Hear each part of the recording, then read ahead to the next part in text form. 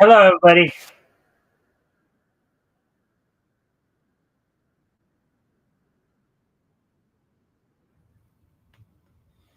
All right. Happy St. Patty's Day, everybody. St. Patrick's Day, everybody. Today is, of course, Monday, March 17th, St. Patrick's Day.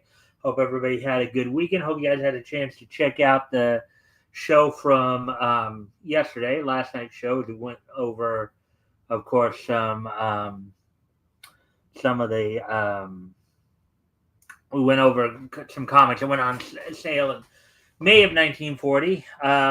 Of course, a friendly reminder if you guys can help out by liking and sharing the stream, see if we can get some more friendly people in here to engage. That'd be appreciated. Also, if anything here grabs your attention, feel free to comment and or ask questions, and I'll try to answer the questions to the best of my ability.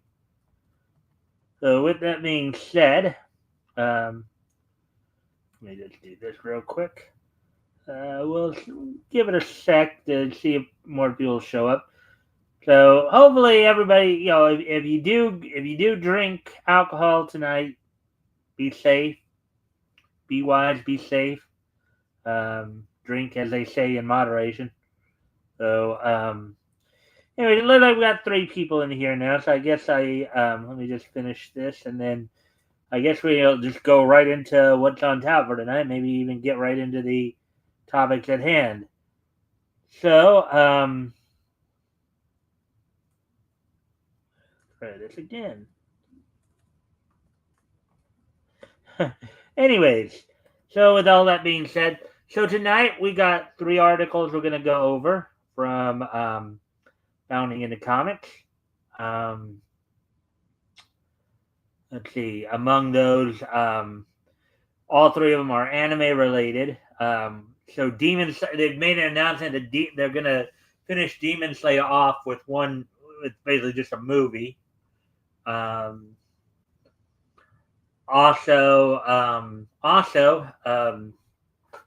Ghost in the Shell director Mamoru Oshii is looking to direct the next upcoming part of it.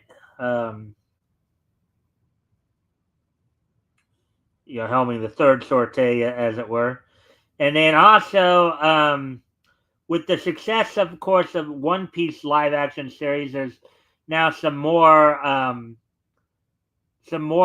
live action Claymore series from Hero Star and Netflix's Death Note co-producer.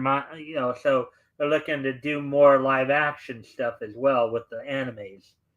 So plus, well, of course, we'll have wrestling wrap up, and of course, unlike most weeks, because of the fact, of course, WWE is on a European tour heading into WrestleMania this year. We're not just going to give you the as of course Raw actually aired earlier today, so we're going to actually just give you the results, not even give you the event card because they've already shown it. So we'll do that. We'll get you basically caught up on all the weekend's action here. We'll head right into the raw stuff. We won't even talk SmackDown as much. Well, we might. But of course, get you all caught up on everything going on in the WWE, AEW, and of course TNA, which had the Sacrifice pay-per-view on Friday night. So we'll get you all caught up there, and then round everything out with this day in each history.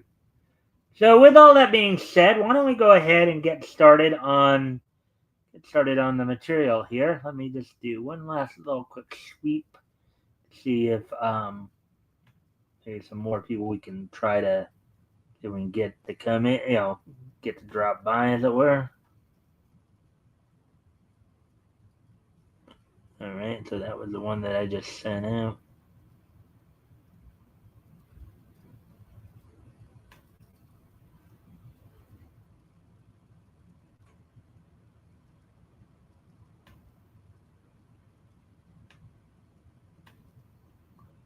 One last call for alcohol.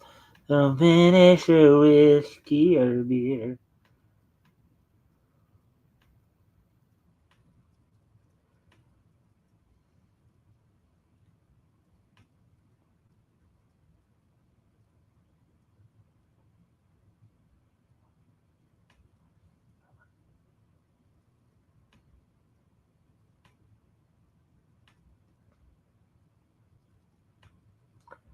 Alrighty then. So let's see. Now that's all right. So let's go ahead and get started on the articles then. We're going to be covering tonight. Let's see. So get over to bounding in the comics there. All right. So let's get started with the first article we're going to cover tonight. This one right here. Demon Slayer Kimetsu no Yaiba anime to close out series with film trilogy. Confirms North American theater dates for first entry Infinity Castle. Article by Nergans published back on March 12th, 2025, which of course was last Wednesday. So, anyways, let's take a look here to see what's going on here. So, less than a year after Tanjiro Kamado made it exceptionally clear that he plans to specifically kill Muzan Kibutsuchi with his own hands. The next entry in the Demon Slayer Kimetsu no Yaiba anime adaptation, the movie, Infinity Castle, is gearing up for an intense theatrical debut. There it is, of course. His sister Nezuko. As announced via a promotional reel during a special March 1st live stream, the Demon Slayer Kimetsu no Yaiba anime will close out its run by adapting the last three arcs of Koyoharu Gotoge's dark fantasy manga into cinematic form. To this end, the trilogy will soon kick off with its first entry, the movie Infinity Arc.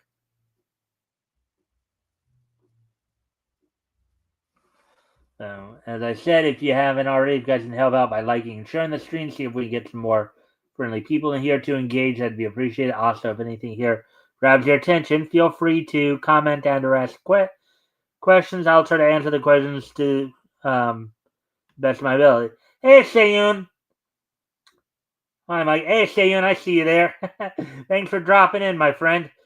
Actually, you came in on a good night here because I got all three anime stories, some of which you might be interested in checking out. So, good timing. Set to adapt the 11th story arc of Koyoharu Kotoge's dark fantasy manga, otherwise known as the first half of its final battle arc.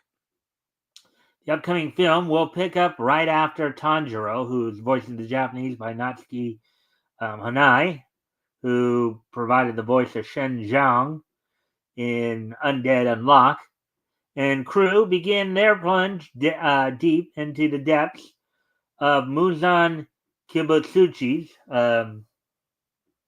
voiced in the Japanese by Toshihiko Seki, who also provided the voice of Oyaji Midama in Kitaro Tanjo Gigige no Nazo. Demonic Stronghold, with the titular Demon Slayer Corps in tow to help the team deal with the Demon Muzan's remaining forces.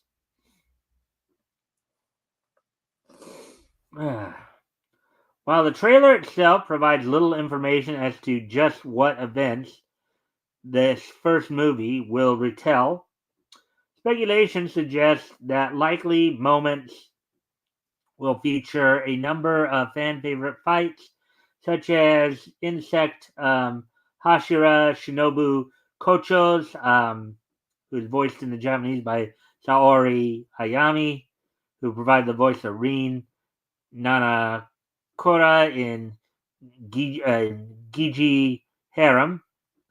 Intense clash against the upper rank 2 demon and Eternal Paradise Faith cult leader Doma, voiced in the Japanese by Mamoru Miyano, who provided the voice of Axel and Lazarus, or Tanjiro and the Water Hashira Goyu Tomioka's emotionally charged battle with the upper rank 3 demon Akaza, who's voiced by Akira Ishida, who provided the voice of Hyoga in Doctor Stone, Japanese voice.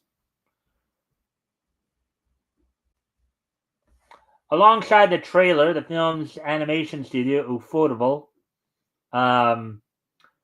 also dropped its first key visual slash poster, as well as its respective Japanese and North American theatrical release dates.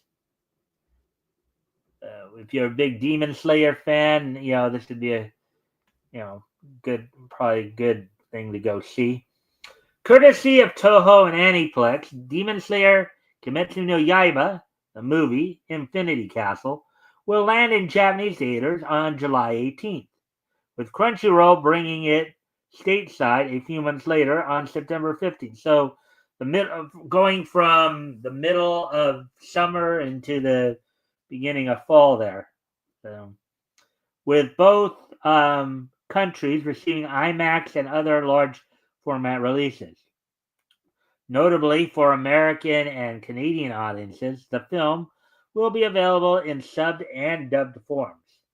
So right off the bat there. There's, I guess, the poster right there. They're saying here September 12th. So maybe some miscommunication there, but of course, these two countries are not the only ones that will host these screenings.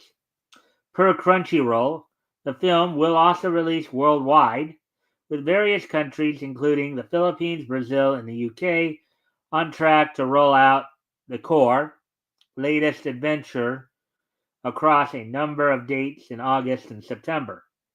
Rather than list them out individually, we encourage fans outside North America and Japan to check out the Crunchyroll's official website. All right, so there we go with that one. So if you're a big Demon Slayer fan, now you've got a kind of an idea. If you're in Japan, it'll come out in July. If you're in North America, it's likely will come out in September. So, there's something to look forward to for you. All right, so now with that being said, let's get ready to move on to the next article here.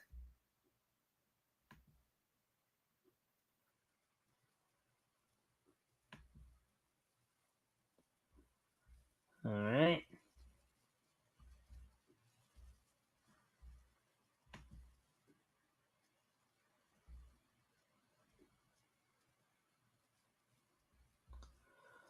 All right, so here's the next article we're going to look at here. Yep.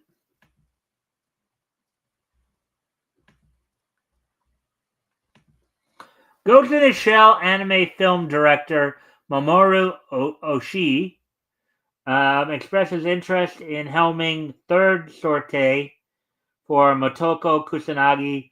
Quote, "There's only one thing I have left to do," unquote. Article by Nerdigans Inc., published March 12th, 2025, which of course was last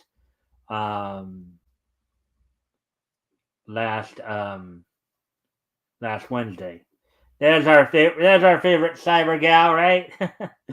Motoko Kusanagi. So it's been roughly 21 years since his last dance with Masamune Shiro's iconic cyberpunk manga, but Ghost in the Shell and Ghost in the Shell 2 Innocence director Mamoru Oshii says he's still interested in reuniting with Major Motoko Kusanagi for a third cinematic adventure. There's a gynoid in Ghost in the Shell 2 Innocence from 2004. Oshii, a directorial legend in the Japanese anime industry, whose credits include the 1985 classic Angel's Egg, the original 1981 Urusei Yatsura series adaptation, in parentheses, as well as its related feature films, on parentheses, and the 1991 live-action take on his on his manga of the same name, Stray Dog, uh, Kerberos Panzer Corps revealed his interest in re-enlisting with Public Security Section 9 while speaking to fans following a special March 2nd screening of the first Ghost in the Shell new 4K remaster. There we go with that one.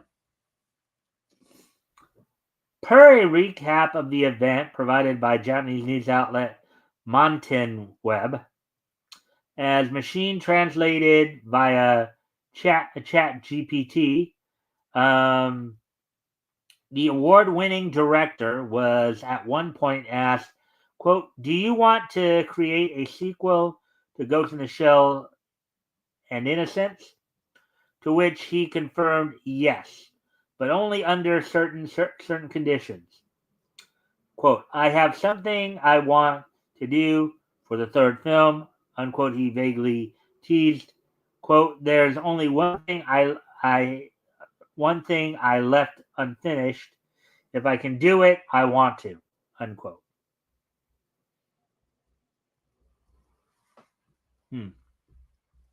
See if anybody else is saying anything yet. I guess not.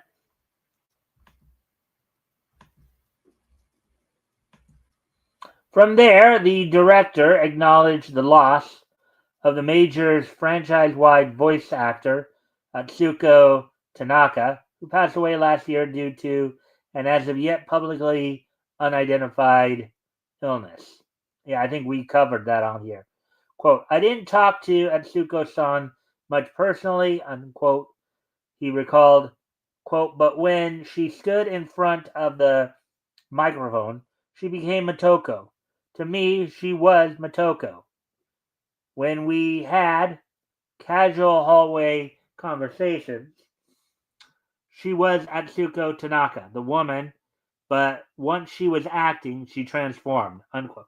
Wow, that's pretty interesting. Anyways, just give me a quick sec. I do need to step away for a moment.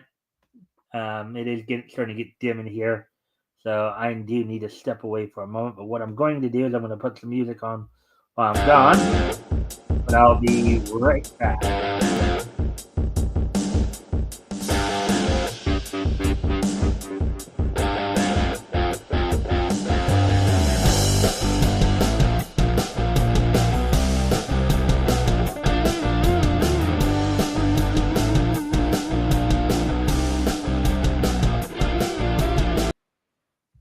All right, I'm back. So let's see now. All right, yeah. Oh wow, when somebody becomes so synonymous with a role that they transform right in front of your eyes, that's cool, right? That's kind of interesting. Later speaking as to what a third Ghost in the Shell film could look like, Oshii asserted, quote, "How would we handle it? Perhaps as a presence of the soul," unquote. Quote, "In animation, voice and visuals exist separately," unquote. He said, quote, in brackets, "Innocence may have been about that very theme. Even if the character remains the same, the voice can change. This is difficult in live action. Motoko and Bato exist only in the world of animation. It's easier to invest emotion into animated characters," unquote. And of course, Motoko here in the States has been voiced by Mary Elizabeth McGlynn from the start. So for the English dub. Unfortunately for fans, despite his excitement, Oshii has yet to be officially tapped for another Ghost in the Shell outing. However, until such time as that hopefully happens, fans can look forward to catching up with the Major in Science Saru's upcoming Ghost in the Shell anime series, which is currently set to drop sometime in 2026. And that's the end of that article. So we'll get ready to move on to the next one. Those two kind of went kind of quick. So yeah, and then we got one more here that we're going to do. Let's see where are we at on time here.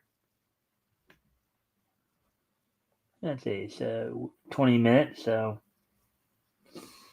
all right. So as I said, we do have quite a bit to go over tonight. In terms of the wrestling, so not just get caught up on what happened on Friday, but also talk about what happened on today's Raw or tonight over in Europe. There, as it were. All right, so let's get into this last article then. Thanks to the success of One Piece, CBS greenlights live-action Claymore series from series star from live-action Claymore series from Hero Star and Netflix's Death Note co-producer Masaoka. Article by Spencer McCooley, published March 13th, which of course was last Thursday. So let's get into this. So it's a project that will almost certainly end in flames, and yet an absolutely baffling development has seen CBS Studios give an official development order to a live-action television adaptation of Norihiro Yagi's dark fantasy manga Claymore, from the co-producer of Netflix's Death Note film, Masaoka.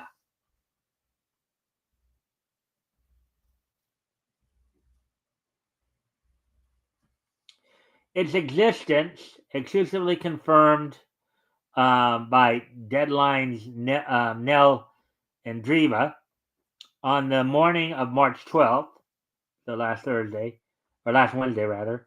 The series will be developed in partnership between CBS, the original manga's publisher, Shueisha, and production house Propagate Content. Propagate. Okay. The last of whom boasts a TV track record that includes such outings as History Channel's History Greatest Mysteries with Lawrence Fishburne, Netflix's Untold, and Hulu's 4-part Hillary Clinton documentary, Hillary. Joining Oka in the series' executive producer chair will be Propagate Content's Ben Silverman, Howard T. Owens, and Rodney Farrell, with Shueisha also said to be directly involved in a yet-to-be-specified capacity.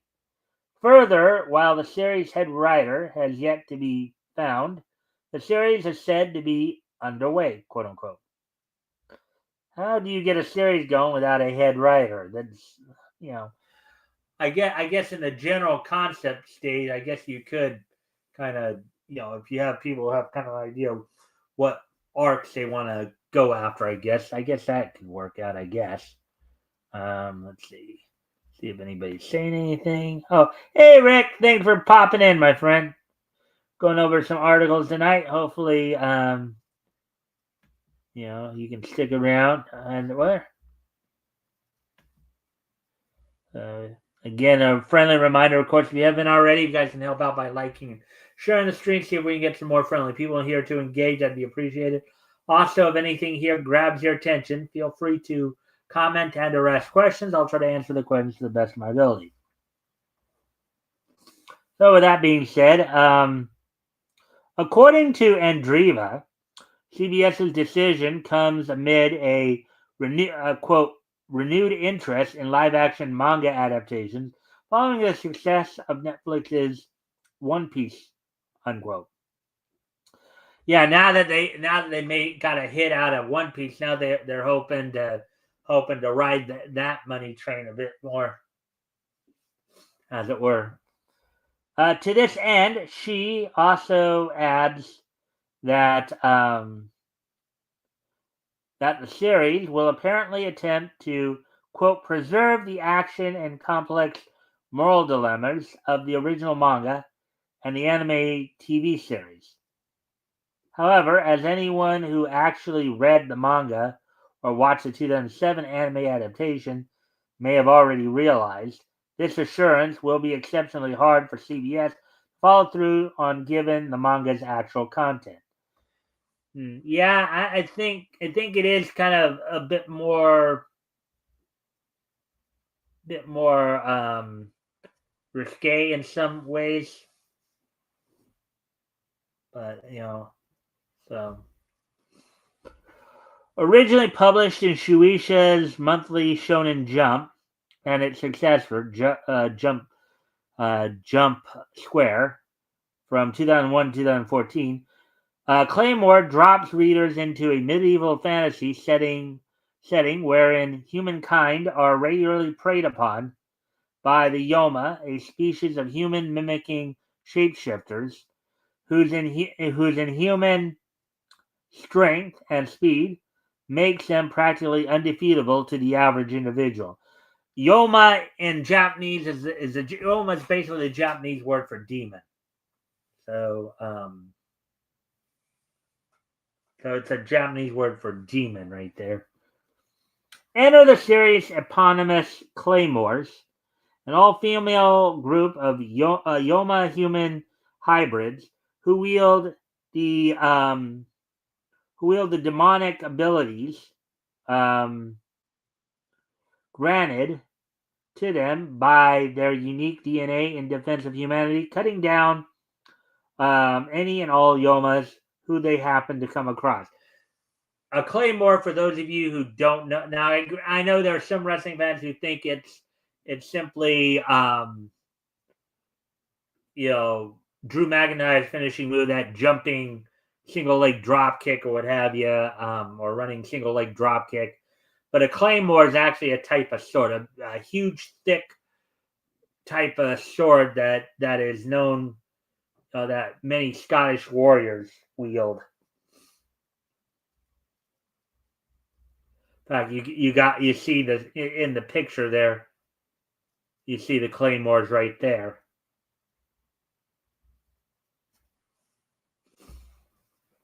But of course, there's no such thing as a free lunch, and the women's constant dancing with their Yoma heritage makes them vulnerable to a process called awakening, which occurs when they succumb to their lesser halves and results in them becoming even more violent and sadistic than their natural born counterparts. Notably, it is the threat of awakening has led to the Claymore's all-female ranks, as the transformation begins with it okay, I think it's supposed to be not a feeling of sexual gratification so intense that men are quick to forego their humanity in order to chase it. So kind of like vampires, right? There is, with vampires, when they go out, even though they're responding more to hunger than anything else, a lot of their tendencies tend to be sexual in nature as well. So,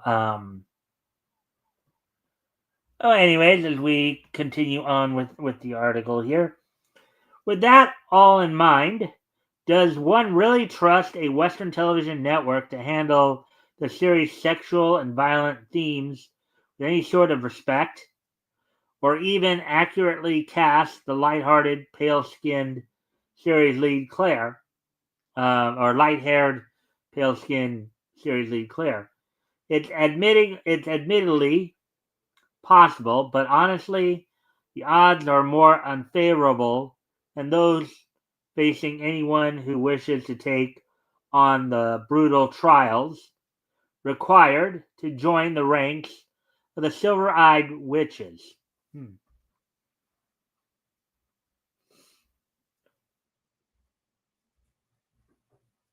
That's it. So yeah, there's a scene from the manga. It was so good that I wasn't sure if it was from the manga or from the anime All right, so there we go with that one. So that's the last of the articles. Last of the articles tonight. So of course we're now going to move on to the wrestling wrap up. As I said, there's quite a bit to go over there. So first off, we're gonna. So what I think I'll do first, of course, is I will go ahead and talk about the Sacrifice pay per view, and that was as from Friday night. Then we'll talk about the WWE, news. Um,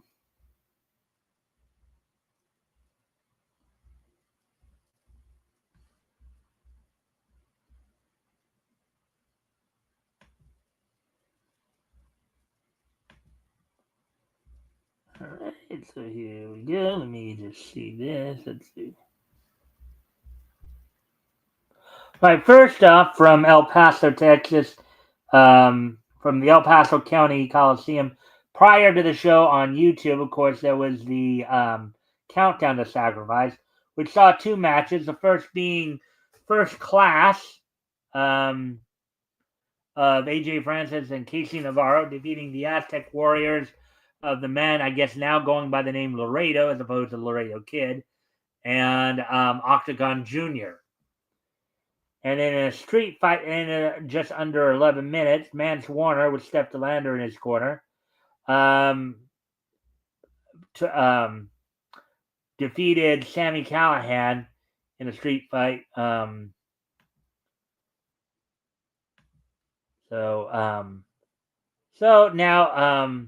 So now we'll look to Sacrifice, the pay-per-view itself, also coming from the El Paso County Coliseum, in which you saw on the show Matthew Rainwell, Tom Hanahan, who were doing the main commentaries, and then Eric Young and Ariana Grace also provided some commentary. Of course, the opening of the pay-per-view saw the finish of the street fight that we just talked about with Mance Warner defeating Sami Callihan.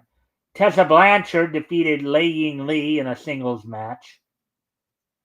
In a Lucha Rules six-man tag match, you saw Ace Austin and the Rascals of Trey Miguel and Zachary Wentz defeat the NXT trio of Tyson DuPont, Tyreek Igwe, and Wes Lee. Steve Macklin defeated Frankie Kazarian in a singles match. In a match that was in a 3-on-2 handicap match for the TNA Knockouts World Tag Team titles. World Tag Team titles. The By Elegance duo of Ash and Heather By Elegance and the Personal Concierge defeated Spitfire, Danny Luna, and Jody Threat to become the new knockouts tag. So basically, it took them bringing their skinny little manager in order to finally get the belt. They couldn't do it on their own. They needed to have the manager wrestle with them in order to do it. So that's kind of cheap. That's kind of cheap.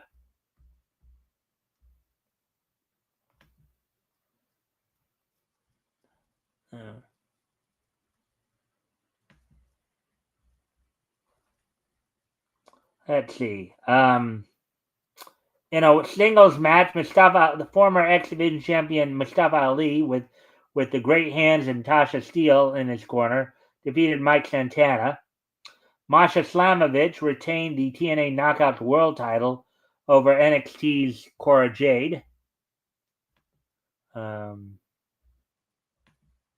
Let's see.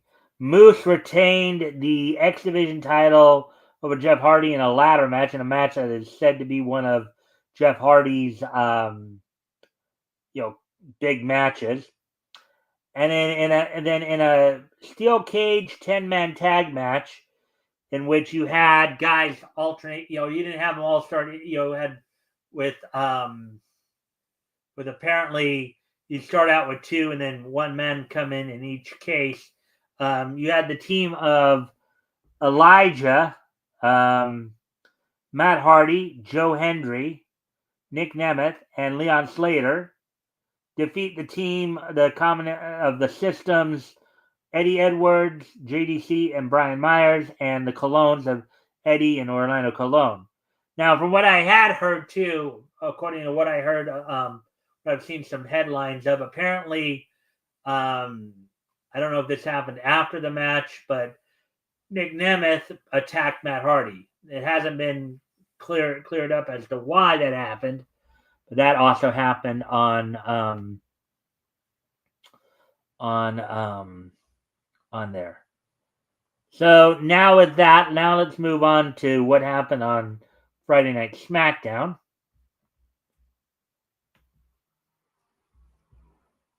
See what happened on Friday Night SmackDown. As soon as I get there, talk a bit about what happened on Friday Night SmackDown here.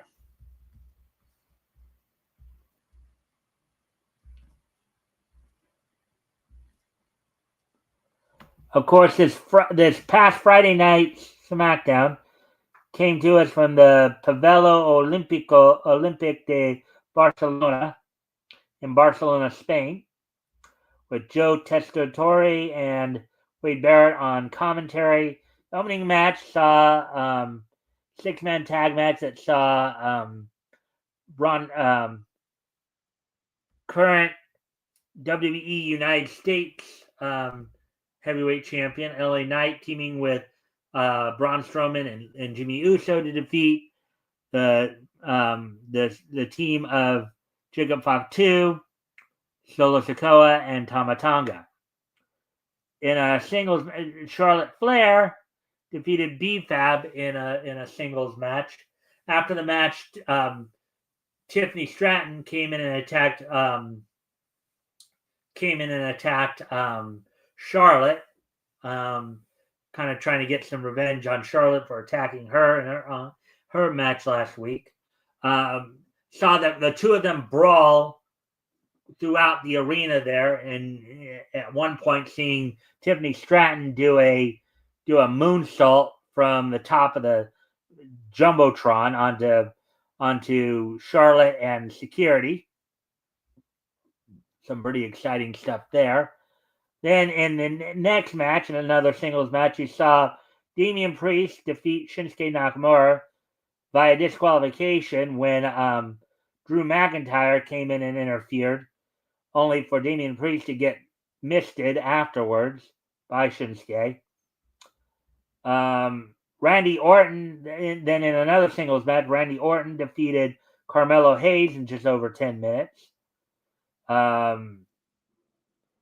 As Orton was trying to shake Carmelo's hand and trying to basically trying to show him respect for his effort, Hayes slapped it away and got for that bit of disrespect, got a RKO for his trouble.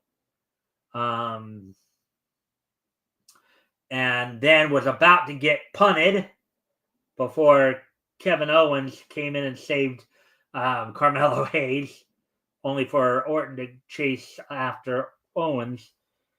In a non-title match, WWE World Heavyweight Champion Gunther defeated Axiom in just under 10 minutes in Axiom's homecoming.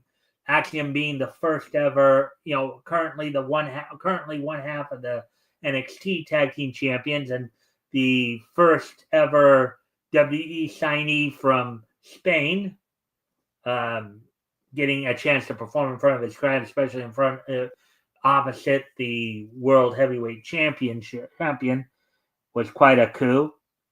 And then in the main event, the Street Profits of Angelo Dawkins and Montez Ford defeated DIY of Tommaso Ciampa and Johnny Gargano to become the new WWE Tag Team Champions in what is said to be possibly a setup for a possible multi-team match for the tag team titles at WrestleMania. You have a number of teams on SmackDown laying claim to the fact that they should be tag team champions. So we have that coming up there. Now let's look ahead to go ahead to today's today's Monday Night Raw. It happened here in the States during the day, but it's over in as today's or tonight, whatever however you want to say it. Night's Raw coming from the Forest National in Brussels, Belgium, with Corey Graves and Michael Cole on commentary, airing on Netflix. The show opened up with a no holds barred match that saw Penta defeat Ludwig Kaiser. Dakota Kai defeated Ivy Nile in just under 3 minutes. Another single event, Jey Uso defeated Austin Theory in 29 seconds. A tag team match saw Dragon Lee and Rey Mysterio defeat American Made of the Creed brothers. And the main event saw Braun Breaker successfully defend the Intercontinental title against Finn Balor. One other thing that happened at the show, of course, was John Cena making an appearance, heading to WrestleMania. Basically claiming that he was breaking up with the fans, that he was tired of both his supporters and his his detractors, basically having some unkind words, particularly for his supporters, until Cody came out and basically told him, "Yeah, I want the real John Cena at WrestleMania, not this whiny bleep." So that's all of the WWE news, and we already went through the TNA news. So now let's take a look at Saturday's Collision, as of course AEW is heading towards basically heading towards Revolution in a few weeks here. Let's take a look at what happened on this past Saturday's Collision, which came to everybody from the theater at Virgin Hotels, Las Vegas, with Nigel McGuinness, Tony Schiavone, Adam Cole, and Daniel Garcia. Now, of course, McGuinness and Schiavone were doing commentary for all the matches, while Cole and Garcia were joining them for the main event.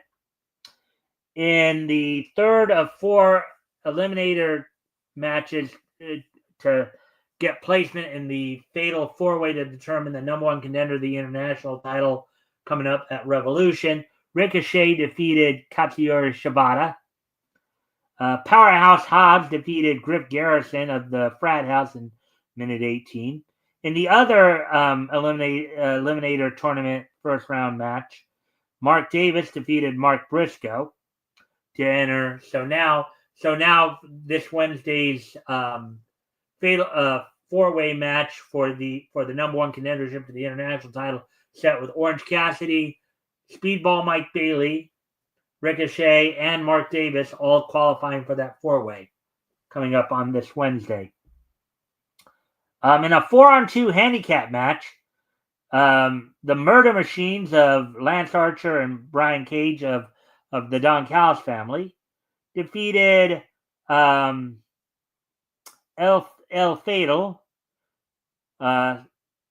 Bryce Saturn, Sonico, and Matt Vandergriff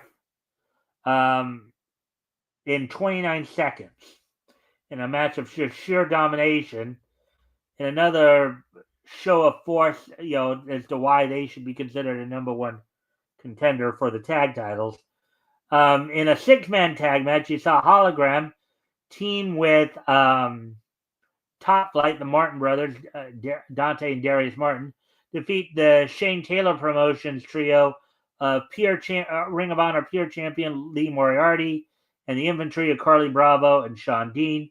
I also saw Harley Graham backstage as she was confronted by the Beast Mortos, being left to wonder what's going on there.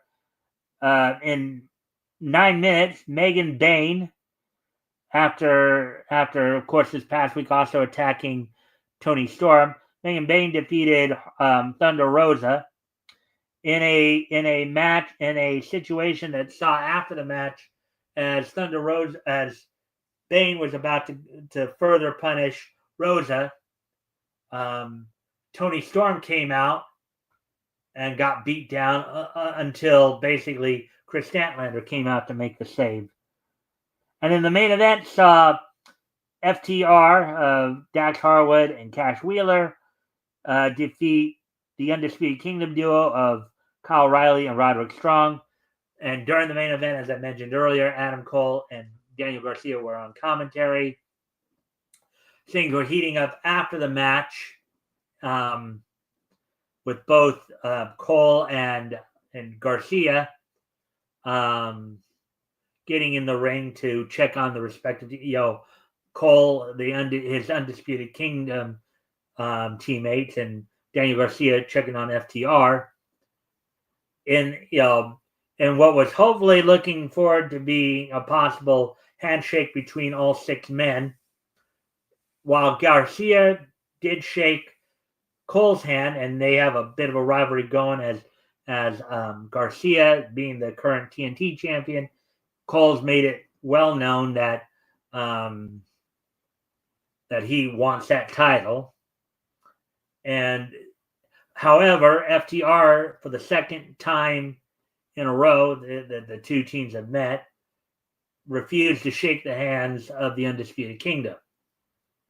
Now, is there some dropping of hints here that FTR might be turning heel? Nobody knows for sure. So I guess we'll just have to wait and see on that. But with that, that's all the wrestling news, wrestling wrap-up news we have for you. So now let's move on to the final part of the show, This Day in Each History.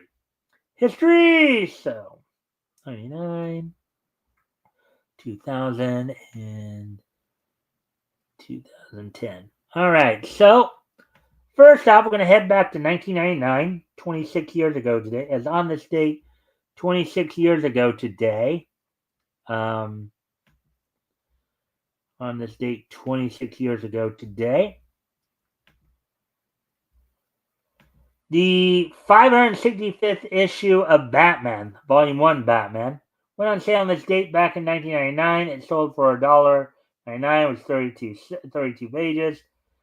Part 1 of the Mosaic storyline, written by Greg Rucka, with art by Frank Teran, lettered by Joe Costanza, and colored by Gloria Vasquez. So the 565th issue of Batman went on sale on this date back in 1999. Now moving ahead to the year 2000, 1 year after that, of course. On this date, 25 years ago today, in the year 2000, down in CMLL, or known as Consejo Mundial de Lucha Libre, or better known, or translated English, World Wrestling. They call themselves in Spanish World Wrestling Council, but there's also World Wrestling Council in Puerto Rico. But CMLL, down in CMLL, Atlantis defeated Villano Tres in a mask versus mask match, taking Villano Tres's mask. So on this date, 25 years ago today, Atlantis defeated Villano Tres in a mask versus mask match to take his mask at a CMLL event. So, all right. Hey, Metal, thanks for popping in. On this date, 26 years ago today, it was still also St. Patty's Day. Yep. Yeah, that's true. True enough there, my friend. Thank you for popping in. At Metal. All right. Well, thanks for that little laugh there. And of course, Metal, feel free if you want to share your link. So guys, at 7:00 tonight, of course, 7:00 Pacific, 9 Central. Metal will be doing his show, The Vomitories. When you guys want to go over there and say hi to him and give him some love, give him some support, some love, as it were. So we got one more piece in each history before we wrap things up here. So I'll go ahead and do that. So on this date in 2010, 15 years ago today, on Comedy Central, the adult animated series Ugly Americans debuted on Comedy Central on this date back in 2010, lasted for a couple of years there. The series focuses on the life of Mark Lilly, a social worker employed by the Department of Immigration in an alternate reality version of New York City inhabited by monsters and other creatures. Daniel Powell served as executive producer and Aaron Augenblick as supervising producer and animation director. It aired for 31 episodes, ran from March 17th, 2010 to April 25th, 2025, or 2012 rather. Anyways, so with that, let's see. I'm out, and on my phone. Sharing link would be difficult right now. Okay. Well, always feel free because I think I did give you a wrench. So if you ever, have the opportunity, you want to, feel free to share your link so people can go over to your show. So with that, I do thank everybody for being here tonight. And I'll be back here, of course, tomorrow night with more Nietzsche news. And don't forget as well, Metal will be joining me this Sunday, as we'll be looking back to comics that went on sale in May of 1940. We'll be looking at comics that went on sale from Dell this Sunday. So with that, I thank everybody for being here, and I hope to see everybody back here tomorrow. Bye.